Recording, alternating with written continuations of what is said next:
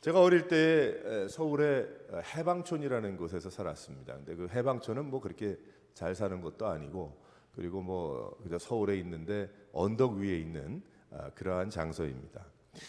가까운데 목욕탕이 어렸을 때 생각을 해보니까 하나가 더 생기기 전에 한 곳에 목욕탕이 있었는데 동네 사람들이 아마 모두 다 가는 그러한 곳이었을 것입니다.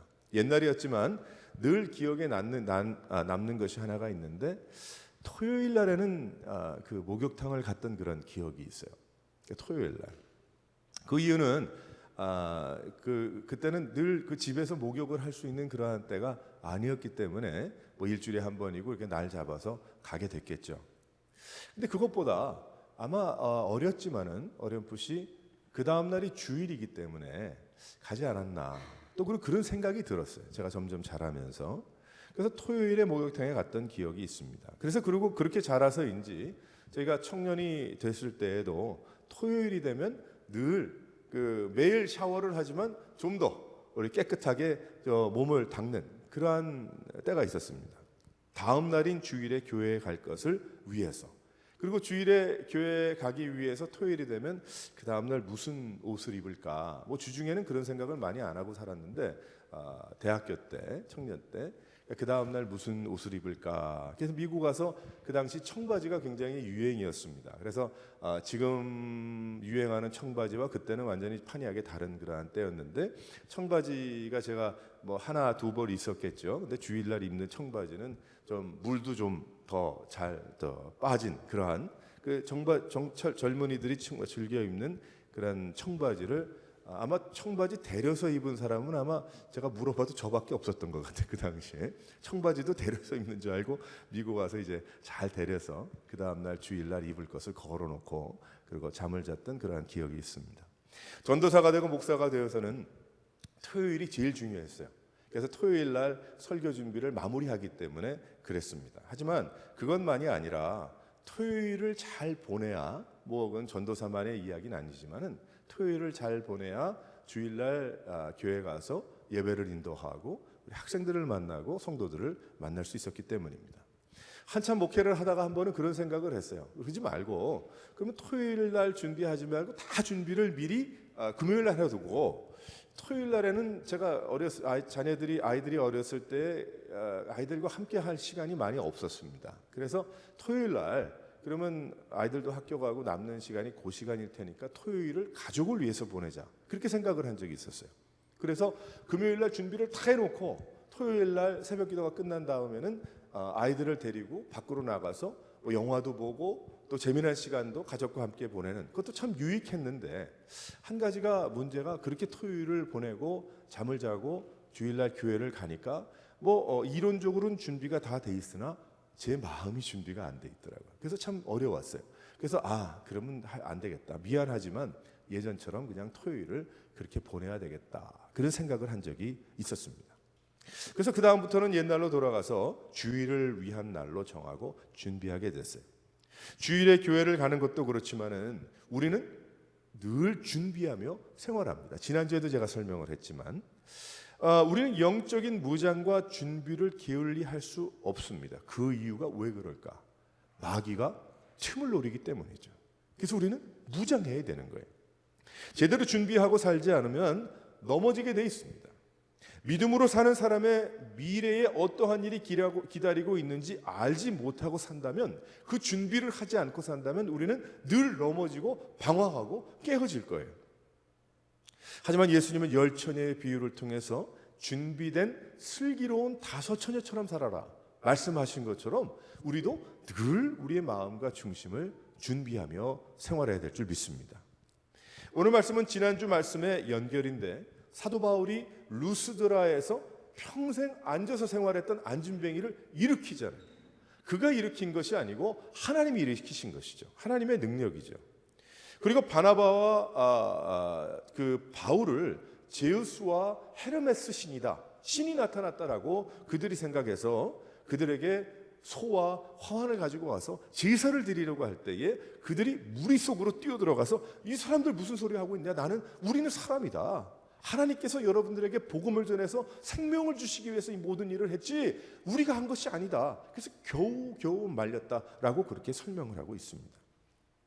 그러는 동안에 안디옥과 이전에 이고니온에서 루스드라까지 바울을 죽이려고 왔던 조폭들이 있었어요. 그래서 그들이 오늘 말씀을 보니까 바울에게 돌을 던지게 됩니다. 그래서 돌을 맞은 바울이 어떻게 됐겠어요? 죽었단 말이에요. 그래서 이 바울이 죽은 줄 알고 성 밖으로 끌어냅니다. 갖다 버린 거죠.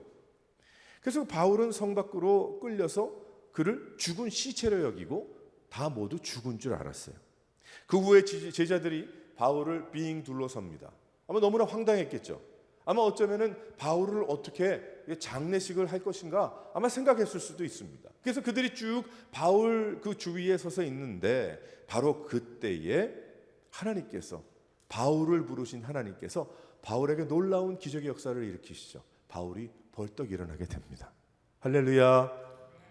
돌에 맞아서 죽은 사람이 일어난 거예요. 하나님의 놀라운 역사로. 그래서 그 후에 어떻게 됐나 오늘 말씀을 보니까 바울이 더베라는 장소로 갑니다. 그래서 계속해서 복음을 전하고 그 더베에서 많은 간증이 늘었겠죠. 사도 바울이 많은 사람이 주님 앞에 돌아오는데 그 후에 바울이 어디로 가나 보았더니 돌에 맞아 죽었던 혹은 죽을 뻔했던 그 루스드라로 다시 돌아왔어요. 그리고 자신을 죽이려고 달려든 이고니온으로 또 다시 돌아갑니다. 도망을 나왔잖아요. 이고니온에 사람이 죽이려고 그랬어. 사람들이 제자들을 더욱 강건하게 만들기 위해서 그렇게 한 거예요. 바울이 복음을 전하다가 도망할 정도로 반대파를 만나서 고생을 하는 모습으로 헤어졌으니 그 사람들이 얼마나 의기소침하고 낙심하고 절망하고 비전을 다 잊어버렸겠습니까? 근데 다시 바울이 그곳을 찾아가서 그들에게 하나님은 살아계시고 보아라 내가 바로 증거 아니냐라고 그들에게 힘을 주었다는 거예요. 이처럼 예수님을 믿는 성도들은 고생과 어려움도 믿음으로 받을 때에 무엇이 됩니까? 증거가 됨을 믿으시기를 바랍니다. 초대교회 성도들이 고생한 것을 돌아보게 되면 그들이 증거가 되어 지금까지 복음이 되고 또 예수님을 믿는 성도들이 그들을 바라보면서 생겨났죠. 그래서 우리는 더욱더 초대교회로 돌아가야 한다고 이야기하는 것입니다. 예수님을 믿는 성도들의 삶은 그래서 버릴 것이 없는 것입니다. 말 한마디도 증거가 되고 행동 하나도 증인이 되기 때문에 얼마나 중요한 인생인지 모릅니다. 얼마나 많은 사람들이 나를 주시하고 있는지 알아야 됩니다. 먼저 하나님께서 보고 계시고 천사들이 보고 있고 그리고 우리 주위에 나를 통해서 부르시기 원하시는 인생들이 우리를 보고 있다는 사실을 알아야 되는 거예요. 그렇기 때문에 예수 믿는 성도들의 삶은 어떤 때는 조심스럽고 어떤 때는 용감함으로 나서야 할 때도 있습니다. 하지만 중요한 것은 모든 행동이 증인의 행동이라는 거예요. 우리의 인생이 증인의 삶이기 때문에. 그래서 우리의 삶은 증인의 그 고백에 고백되어진 그러한 삶이 되는 것입니다. 그래서 바울이 보라 하나님께서 나를 살리셨고 나를 보라 나를 보면 하나님 살아계시다는 것 하나님 능력이라는 것을 분명히 알 수 있지 않은가. 그래서 힘을 내라 하나님께서 승리하셨다. 그것이 바로 이 사도 바울이 루스드라로 이고니온으로 돌아가면서 그 고난이 있었던 그러한 지역의 성도들을 위로하며 힘을 주었던 그러한 것입니다. 제가 읽었던 그런 책 중에 가장 감명 깊었던 책 중에 한 책이 있는데 그 중에 책이 Hiding Place라는 그러한 책이 있어요. 코레이 텐붐이라는 그러한 여사가 그 적은 간증서입니다. 유명한 분이죠. 이분이 2차 세계대전 때의 네덜란드 사람인데 그 시계를 만드는 집안의 딸이었어요. 그런데 그 당시에 이제 독일 나치에서 이제 유태인들을 학살하기 위해서 잡아들입니다. 그래서 그 가정이 그 침실을 갖다가 고쳐서 그 미로를 만들고 숨을 수 있는 공간을 만들어서 늘 집에 7, 8명의 유태인을 숨겨두고 있었어요. 그러다가 결국은 그것이 발각이 돼서 결국 거기에 숨었던 유태인들은 오히려 살았는데 이 집의 아버지와 그 딸들이 사촌 언니지만 잡혀가게 됩니다. 그래서 그 수용소의 생활을 하는 동안에 아버지도 죽고 그 언니가 모진 고통을 당하고 육신적인 고통과 그 군인들에 의해서 짓밟힘을 당하고 죽게 되죠. 그러는 가운데 이제 코레이 텐 붐이 자유하게 됩니다. 자유하게 돼서 다시 자기의 나라로 돌아왔는데 하나님께서 하시는 말씀이 내가 독일 사람들에게 복음을 전하는 말씀을 주셨어요. 이게 코레이 텐 붐이 막 어쩔 줄 모르는 거죠. 왜 그러냐면 아니 지금 우리 부모와 이 언니도 그렇게 몹쓸 짓을 당하고 그렇게 죽었는데 그럼 나도 그렇게 고통을 받았는데 어떻게 내가 독일 사람들에게 복음을 전합니까? 그래도 그가 순종하고 이제 다니면서 간증 집회를 하고 그러게 됐어요. 근데 한 번은 독일의 어느 곳에 가서 설교를 하고 간증을 하는데 예배가 다 끝나고 사람들과 인사를 하는데 너무나 놀랐어요. 이분이 왜 놀랐냐면 자신의 언니가 죽게 된 직접적인 원인을 제공한 몹쓸 짓을 한 그 감옥의 장이라고 할 수도 있겠죠. 그 사람인 거예요. 그 사람은 코레이 텐 붐을 못 알아보겠지만 이 코레이 텐 붐은 그 사람을 알아보죠. 평생 어떻게 잊을 수 있겠습니까? 원수가 되는데. 근데 그 사람이 와서 악수를 청하더라는 거예요. 그래서 이 사람이 코레이 텐 붐이 어쩔 줄 모르는 가운데 있었는데 이 사람이 하나님의 은혜로 십자가의 예수 그리스도를 생각하면서 그가 악수를 하게 됐다는 거예요. 손을 잡게 됐는데 그때 그 사람이 뭐라고 이야기하냐면 어떻게 네덜란드 사람이 우리 독일 사람들에게 이러한 사랑의 메시지를 전할 수 있겠는가? 그러면서 나는 독일군으로서 온통 몹쓸 짓을 하고 사는 사람이라서 난 너무나 마음이 괴로운 가운데 하나님의 귀한 용서를 얻고 나도 세계를 가기 위해서 내가 이렇게 왔는데 당신을 통해서 사랑과 위로의 말을 전달받게 됐다. 이런 얘기를 하더래요. 할렐루야죠. 하나님 만세죠. 이 코레이 텐 붐의 마음속에. 그래서 그가 그 후에 많은 날들을 증인의 삶을 힘있게 살 수가 있었다는 것입니다. 사랑과 용서를 통해서.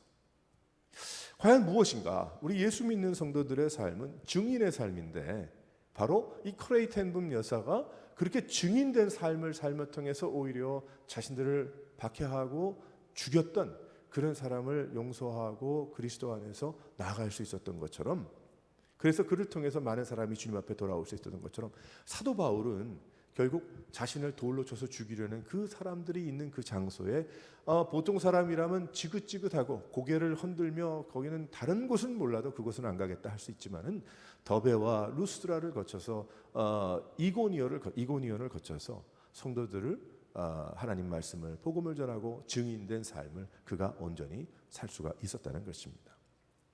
과연 우리는 어떻게 살아야 될까? 이런 믿음의 선배들의 이야기를 쭉 들으면서 우리는 오늘 말씀에 사도 바울이 그 성도들에게 당부하는 이야기, 하나님께서 사도 바울을 통해서 말씀하신 이 말씀이 바로 사도 바울이 우리에게 이 시대에 살아가고 있는 우리에게 주시는 말씀이라는 것을 깨닫고 우리는 알아야 됩니다. 우리도 제대로 준비하며 생활해야 된다는 것이죠.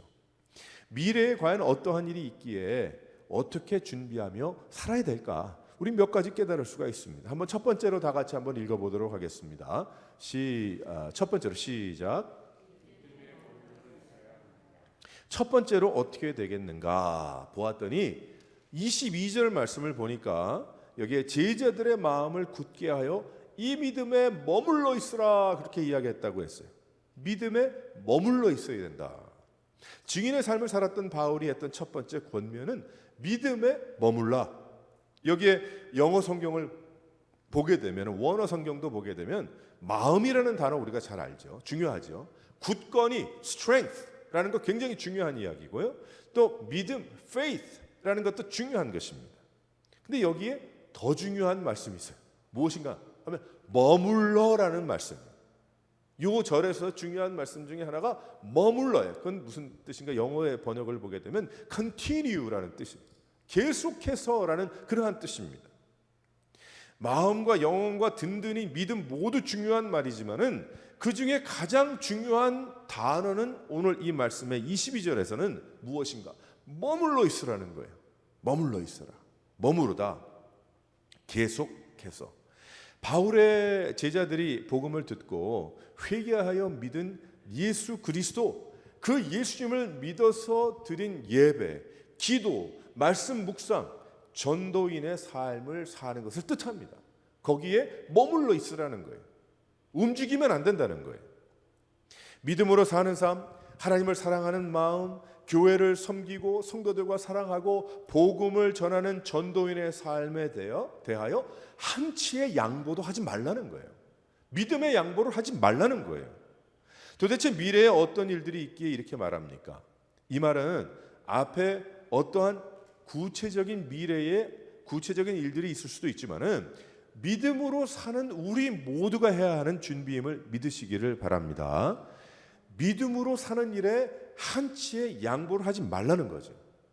그런데 우리는 너무나 쉽게 믿음의 생활을 양보할 때가 얼마나 많이 있습니까? 바쁨에 양보하고요, 돈에 양보하고요, 그리고 건강에 양보하고 편안한 삶에 양보합니다. 불편함이 먼저 가게 하고 두려움이 먼저 가게 하고 우울함과 괴로움이 믿음보다 먼저 가게 합니다. 친구가 먼저 가게 하고 친구를 먼저 가게 하고 나만의 욕심이 먼저 가게 합니다. 결국은 아버지를 떠난 둘째 아들 탕자의 삶으로 다시 돌아가고 많은 경우들이 얼마나 많이 있는지 모릅니다. 우리는 믿음에 머물러 있는 삶을 살아야 합니다. 믿음에 머무르고 예수님께 머무르고 하나님께 머무르는 삶을 살아야 할 줄 믿습니다. 그렇지 않으면 믿음 생활을 못합니다. 믿음 생활을 할 수 없습니다. 믿음 생활인 것 같지만 믿음 생활이 아닌 것이 얼마나 많이 있나. 우리 돌아보게 되면, 내 스스로를 돌아보게 되면 그런 일들이 많이 있었죠. 자신은 교회 열심을 내서 믿음이 있는 것 같지만 결국에는 믿음 생활이 아니었다는 것을 후에 알게 된다면 얼마나 억울합니까? 지나온 생활이 하나님 앞에서. 그런데 그렇게 살고 있더라는 거예요. 우리가 앞으로 어떤 세상을 만나든지 그것이 중요한 것이 아닙니다. 과연 믿음으로 살아냈는가가 중요함을 믿으시기를 바랍니다. 그러려면 어떤 세상이 오면 내가 그렇게 살고 어떤 세상이 오면 못 살고 이런 것이 아니고 어떤 일이 벌어지더라도 어떻게 돼요? 살아내는 거죠. 믿음으로. 그러려면 어떻게 해야 되겠습니까? 믿음에 머물러 있어야 된다. continue라고 이야기를 하고 있어요. 장소가 어디든 무슨 일을 하고 있든 어떠한 환경 가운데 있든 고통이든 부유함이든 믿음에 머물러 있는 삶이야말로 흔들리지 않는 하나님이 기뻐하는 그러한 인생임을 믿으시기를 바랍니다. 믿음으로 버티고 있는 거예요. 믿음으로 버티고 있는 것이다. 그렇게 예배하는 거예요.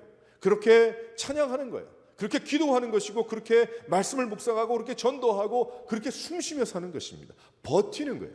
내가 떡 버티고 있는 거예요. 그것이 신앙생활 아닙니까? 두 다리를 딱 벌리고 버티고 서 있는, 믿음의 자리를 지키고 은혜의 자리를 버티고 살아가야 하는 거예요. 바로 여기가 여러분의 믿음의 자리임을 믿으시기를 바랍니다. 여러분의 기도의 골방이 믿음의 자리인 거예요. 찬양의 자리가 여러분의 자리인 거예요. 바로 하나님 앞에 예배하는 이 자리가 바로 그 믿음의 자리인 것입니다. 또 세상에 나가서 무슨 일을 하든지 그 자리가 내가 믿음으로 살아내야 하는, 버티고 있어야 되는 그 자리인 거예요. 하나님이 힘을 주십니다. 능력을 주시고요. 하나님은 사도 바울을 통해서 그 제자들에게 말씀을 하신 것처럼 우리들에게도 말씀을 하시는 것이 마음, 믿음 온전히 굳게 하되 그것을 버티고 있으라. 이 세상 마귀는 어떻게 하든지 넘어뜨릴 수 있기 때문에, 어떻게 하든지 상황과 여러 가지 일들로 인해서 연약해지지 말라는 거예요. 자꾸 이렇게 저렇게 하지 말라는 거예요. 온전히 그 길을 걸어가라는 거죠. 사랑하는 성도 여러분, 믿음에 머물러 있는 여러분 되시기를 바랍니다. 10년 만에 만나도 더 믿음의 진보가 있고 일주일 만에 만나도 늘 그 자리에. 그래서 늘 제가 예전에도 이야기했는데 상상이 안 되는 사람이 되면 안 되고 상상이 되는 사람이 되어야 된다. 제가 얘기 많이 했어요. 우리 예수 믿는 자는 상상이 되는 사람이 되어야 돼요. 아, 그 사람? 아, 그렇지. 그렇게 살 거야. 그렇게 결정하고 그렇게 말할 거야. 아, 그 사람이 그렇게 할까? 그렇게 안 할까? 그건 아니죠. 우리 예수 믿는 성도들은 바로 그러한 증인의 삶을 살아내야 됩니다. 우리 사랑하는 성도 여러분도 이 말씀을 통해서 더욱더 믿음에 버티고 서 있는 여러분 되시기를 주님의 이름으로 축원합니다. 두 번째로 어떤 부탁을 합니까? 다 같이 한번 읽어보도록 하겠습니다. 시작. 많은 환난을 겪어야 할 것을 알고 준비해야 한다. 많은 환난이에요. 22절 보게 되면 또 우리가 하나님의 나라에 들어가려면 많은 환난을 겪어야 할 것이라. 여기에 환난은 무엇을 뜻합니까? 어려움이죠. 말 그대로 박해입니다. 마음대로 안 되는 것입니다. 말씀을 듣는 사람들이 눈으로 보았던 바울, 박해를 받는 사람이죠. 환난 가운데 있는 사람이죠. 돌을 맞고 죽은 그 모습까지입니다. 이 말은 쉬운 말이 절대 아닙니다. 그들이 예수님을 믿은 이유가 있지 않았겠어요? 왜 믿었을까? 자신이 가지고 있는 고민 가운데, 자신이 가지고 있는 괴로움과 외로움 가운데, 풀 수 없는 여러 가지 그런 고민 가운데 하나님을 만난 경우들이 많이 있었을 거예요. 우리도 마찬가지죠. 왜 그럴까요? 그때가 가장 하나님께서 마음을 만져주시기 좋은 낮은 모습이었기 때문에 하나님께서 보통 많이 그렇게 하시더라고요. 그렇지 않은 가운데도 만나주실 수 있지만은 많은 경우에 어렵고 힘든 가운데 주님께서 그 낮은 모습을 통해서 부르시고 깨닫게 하시고 인도하시더란 말이죠. 그런데 그 가운데 하나님의 마음 은혜가 있었어요. 그들도 자신을 만나주신 하나님의 은혜를 어떻게 잊어버리겠습니까? 늘 그 마음을 두고 은혜를 두고 살지 않겠습니까? 우리가 매주 하나님 앞에 예배를 드리고 또한 그렇게 드리며 귀한 은혜를 더 받기 원하는 이유가 무엇입니까? 바로 그런 것 아니겠어요? 그 은혜가 너무나도 좋고 너무나 귀하고 너무 풍성해서 주의 일도 하고 내가 평생 다른 나라에 가서 선교사라도 일하겠다고 그렇게 헌신하지 않습니까? 모두 다 하나님의 부르심이고 하나님의 계획 안에 있는 선물인 거예요. 그런데 바울이 그렇게 매를 맞고 돌을 맞아서 참 죽기까지 갔던 그 고난을 당하고도 그는 또다시 제자리로 돌아왔어요.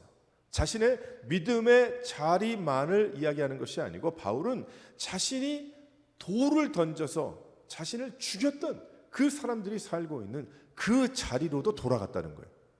놀라운 역사죠. 놀라운 은혜인 거예요. 얼마나 하나님께서 은혜를 주셨으면 그렇게까지 할 수 있을까? 얼마나 하나님이 주시는 은혜를 풍성히 받았으면 그가 그저 마음만 그런 것이 아니고 삶도 그렇게 돌아가서 그 사람들을 다시 만날 수 있었을까? 믿음의 자리를 떠나지 말라 합니다. 그리고 하는 말이 앞으로 더 큰 환난이 있을 것이다. 듣고 싶지 않은 이야기 아닙니까? 바울이 당하는 것을 보는 것으로도 소름이 돋는데 그 길을 걸어갈 것이다. 더 많은 일이 있을 것이다. 듣고 싶지 알고 싶지 않죠. 그런데 그 환난을 자신이 당할 수 있다는 것을 알고 준비하라는 거예요. 어떻게 준비할까요? 하나님의 놀라운 그 은혜, 하나님의 놀라운 그 역사, 우리가 지난주에 나눈 말씀보다 더 앞서 나간 그런 말씀이에요. 준비하라는 겁니다. 그런데 이것은 믿음에 굳게 서 있지 않으면 할 수 없어요. 믿음으로 복음으로 살지 않으면 마음에 와 닿지 않을 수 있고 또한 경험할 수도 없는 그런 것입니다. 제대로 믿으면 복음으로 무정하고 살면 믿음에 굳게 서면 분명히 당할 일이다. 그 이야기를 하고 있죠. 어떤 때는 두려움으로, 어떤 때는 편안함으로, 어떤 때는 쾌락으로, 어떤 때는 더 큰 것처럼 보이는 성품으로, 모습으로 마음을 돌리려는 사단의 계획, 이것이 환난이라는 거예요. 다른 것 떠나서 가장 큰 그들에게 놓여진 환난은 무엇인가? 내적인 환난이죠. 사단의 계략입니다. 많은 방법을 동원해서 어떻게든지 무장하고 살지 않으면 넘어뜨리려는 그러한 일들이 얼마나 많이 있습니까? 특별히 우리가 사는 이 나라에 이 시대에 주는 환난 이루 말할 수 없어요. 그 이유는 아무도 괴롭지 않게 하기 때문에. 우리를 괴롭히는 사람이 없어요. 그게 환난입니다. 실은 많은 여러 가지 환란들이 있지만은 우리가 볼 때는 나는 뭐 내가 원하면 뭐 예배하고 원하면 기도하고 원하면 찬양하고 원하면 뭐 신앙생활하고 말씀 보고 원치 않으면 뭐 내 마음대로. 그러니까 마귀가 없는 것 같아요. 그 사단이 뭐 크게 역사하지 않는 것 같아요. 내 뜻대로 하니까 나 편하잖아요. 나 괴롭게 하지 않으니까 내가 내가 원하면 안 원하면 이렇게 나가잖아요. 그러니까 마귀가 없는 것 같아요. 그런데 그게 환란이라는 거예요. 그게 아마 저기 뭐 아프리카나 다른데 아랍 나라 뭐 이런 북한, 중국 다 있지만은 그런 나라에 버금가는 환란입니다. 사도 바울이 이야기하는 많은 환란을 당할 것이라 믿음에 굳게 서서 버티고 서 있으라. 그 뜻 안에는 무엇이 있습니까? 바로 이러한 환란이에요. 그건 그냥 가만히 있는 것이 살아있는 것이고 내 시간대에 내 계획 가운데 사는 것으로 만족합니다. 그래서 도전을 받고 오히려 깨달음을 받고 하나님의 부르심의 말씀으로 가슴이 뜨끔뜨끔하면 괴로워합니다. 그것이 환란인 줄 아는 거예요. 오히려 반대로 하나님께서 말씀하시는 놀라운 그 은혜의 말씀과 하나님께서 도전해 주시는 그것이 환란으로 알아. 반대로 아닌 것이 그것이 환란이 아닌 거로 반대로 알고 있는 경우들 많이 있더라는 거예요. 하지만 사단의 공격은 계속됩니다. 그래서 사도 바울은 준비하라는 거예요. 더 많은 환란이 있을 것이다. 어떤 환란일까? 내면적인 편안함 가운데 오는 그런 환란을 뜻할 수 있습니다. 그래서 교회는 무슨 곳입니까? 영적으로 깨어있는 곳이 되어야 함을 믿으시기를 바랍니다. 내가 살아 복음으로 꿈틀대야 하는 것이다. 그 믿음 생활을 해야 하는 것이다. 그것이 하나님이 기뻐하시는 것이다. 그렇지 않으면 죽는다 생각을 해야 되는 거예요. 그래서 여러분들이 우리 오레곤 새로운 교회 우리 개척해서 함께 예배하면서 무엇입니까? 그 이유 중에 하나가 뭐 복음을 전하고 이 지역을 주님 앞으로 인도해내고 다 귀하고 좋은 헌신이지만 중요한 거 그보다 더 중요한 거 하나 있잖아요. 무엇이냐면 주님 앞에 내가 깨어있기 위해서, 내가 하나님의 말씀으로 믿음 생활 제대로 한번 하기 위해서, 하나님께서 나를 부르실 그 순간까지 내가 흔들리지 않은 믿음으로 더욱더 성숙되어 가는 믿음으로 내가 말씀 가운데 살아가리라. 내가 일주일 동안, 내가 며칠 동안, 3일 동안 세상 살아가면서 많은 고난과 어려움 가운데 또 흐트러지고 혼란 가운데 있을 수 있지만 늘 주님 앞에 예배하고 우리가 소그룹으로 모이면서 또 기도의 모임을 가지면서 또 깨닫게 되고 새롭게 되고 그러려고 우리 모인 거 아닌가요? 할렐루야. 그 하나밖에 없잖아요. 뭐가 있어요?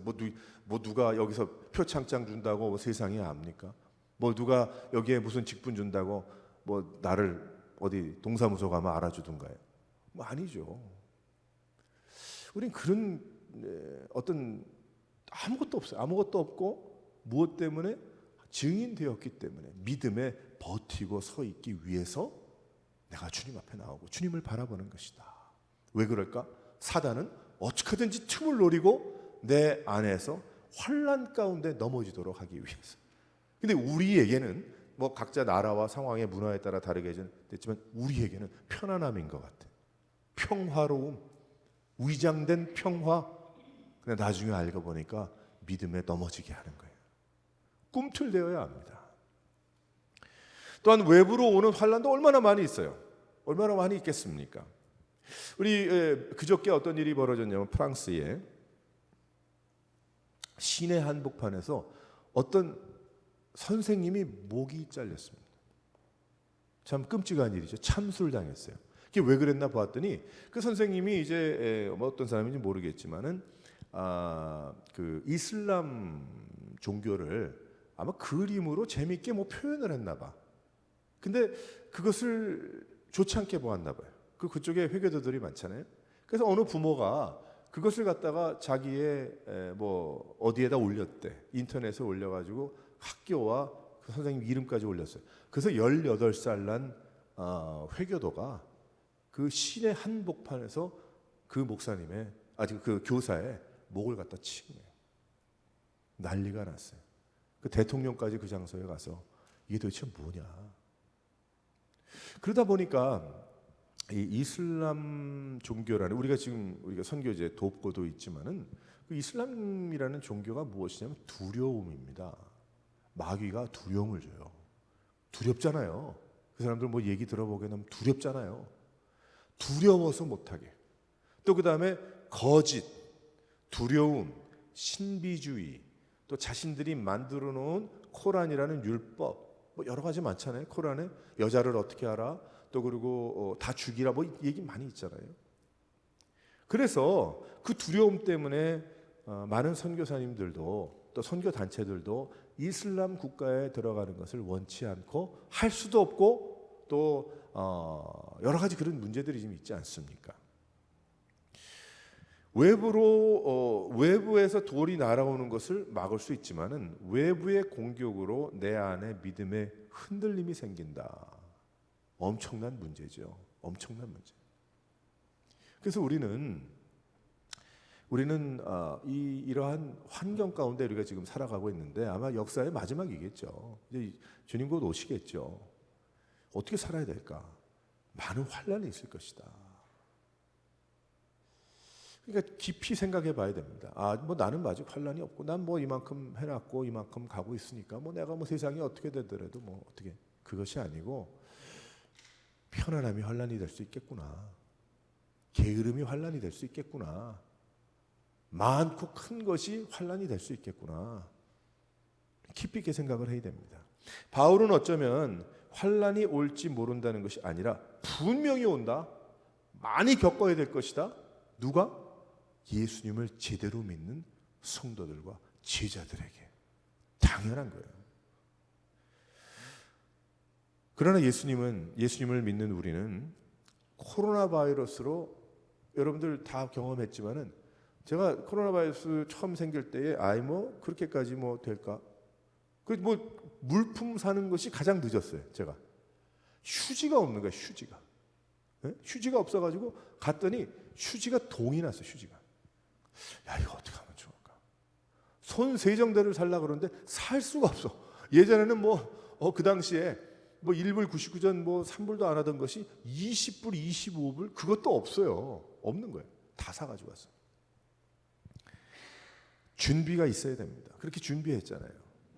손 세정제로 손을 닦을 때마다 환난을 준비하는 여러분들 되시기를 바랍니다. 우리가 아직도 어려운 가운데 있지만은요. 우리가 마스크를 준비하고 쓸 때마다 무엇 준비합니까?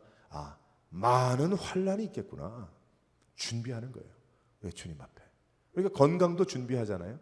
하지만 주님 앞에 우리의 믿음 생활이 잘 준비될 수 있기를 바랍니다. 그래서 환난이 많이 있을 것이다. 누가 예수 믿으면 복 받습니다.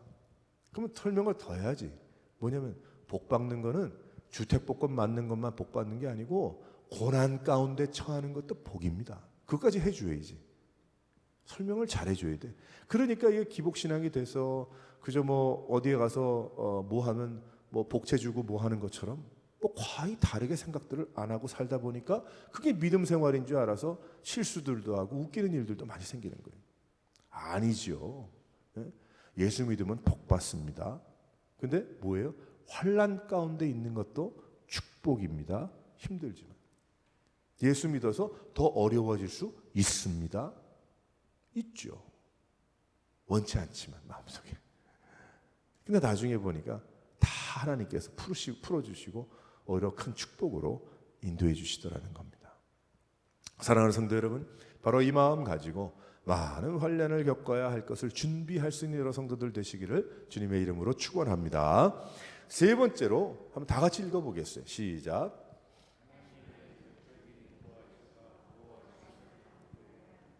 하나님의 전적인 인도하심과 보호하심을 간구해야 합니다. 23절 보니까 각 교회 장로들을 택하여 금식기도하며 그들이 믿는 주께 그들을 위탁했다라고 설명하죠. 하나님께 부탁한 거예요.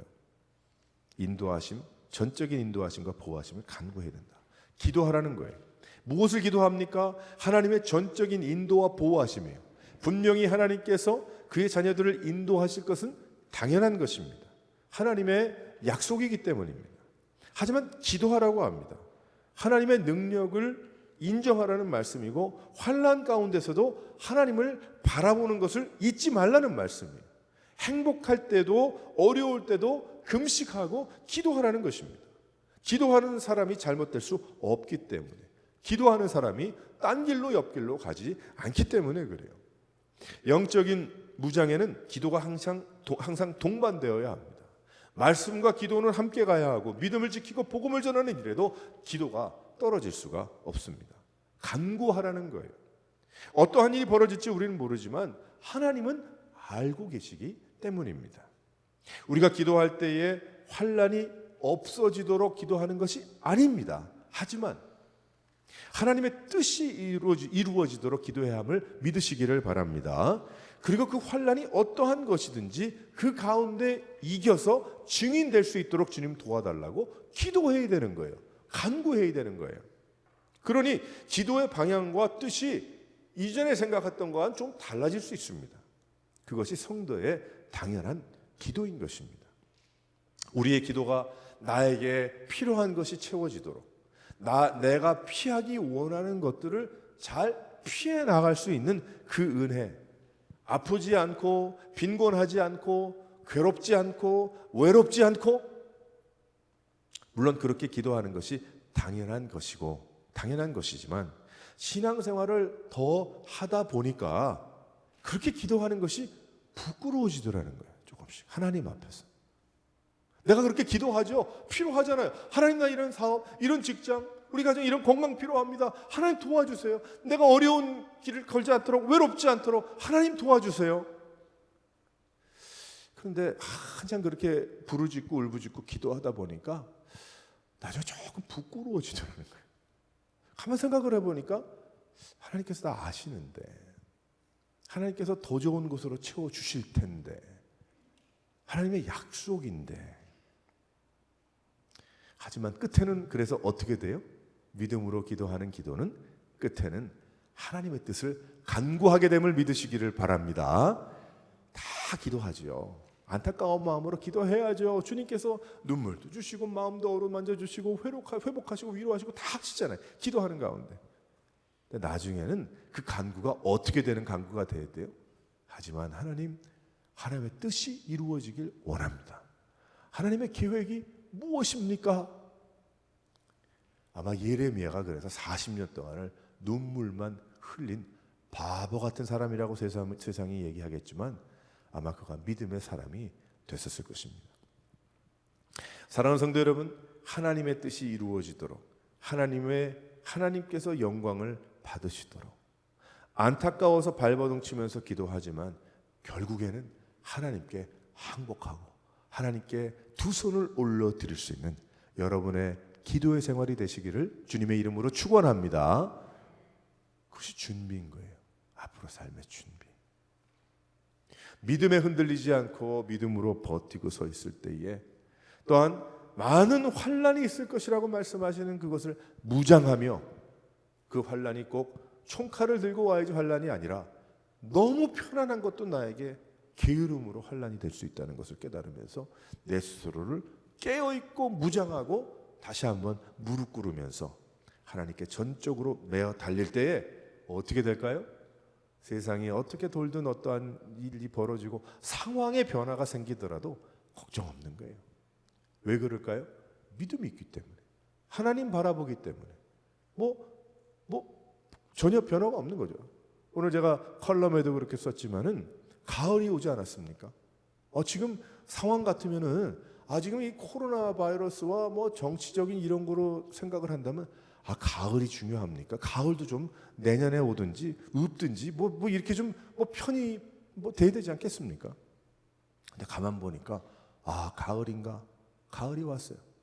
가을인가 했더니 벌써 가을이 깊이, 아침에 되면은 추워서 긴팔. 오늘도 교회에 오다 보니까 단풍이 얼마나 이쪽에 예쁜지 말이죠. 가을이 오잖아요. 왜 그럴까? 그 나무들과 그것들이 뭘 보고 있어요? 코로나 바이러스 보고 있어요? 아니란 말이에요. 해를 보고 있고 또 하나님께서 만드신 자연의 법칙 가운데 순종하고 있으니까 그러지 않겠습니까? 우리 식으로 한번 생활을 한다는 말이죠.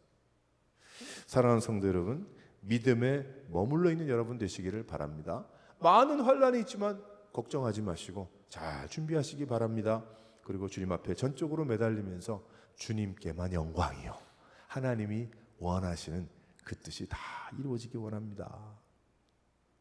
여러분의 우리의 개인의 건강을 통해서, 가정을 통해서, 사업을 통해서, 관계를 통해서, 우리 교회를 통해서 그런 일들이 일어나야 할 줄 믿습니다. 우리 오레곤 새로운 교회 이렇게 하나님께서 모이게 해주시고 예배드리게 해주셨는데 얼마나 좋습니까? 감사하고요. 힘을 얻고 우리 함께 서로가 서로를 바라보면서 지난 한 주간도 믿음으로 버티고 계셨구나. 그러니까 서로 보기만 해도 위로가 되는 거예요. 네? 서로 보기만 해도 힘이 되고 말이죠. 그게 교회인 겁니다.